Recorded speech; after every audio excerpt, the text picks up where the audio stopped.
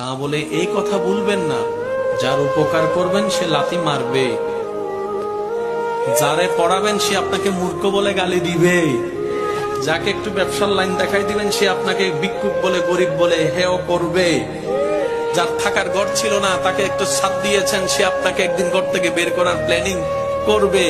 মনে রাখবেন, thank you পাওয়ার আশায় কোনো উপকার করবেন না। ওই বান্দার উপকার যে বান্দারই হোক, ওই বান্দার উপকার এই কারণেই করবেন তার আল্লাহ যেন আপনার উপর খুশি হয়ে যায়। সুবহানাল্লাহ। তাহলে দুনিয়াতেও ইজ্জত আপনার, নিয়ামত আপনার, আখিরাতেও নিয়ামত আপনার। সবর করবেন, সহ্য করবেন, রবের রহমতের অপেক্ষার দিকে তাকাই থাকবেন। নিয়ামত আপনার আসবে, জয় আপনার হবে।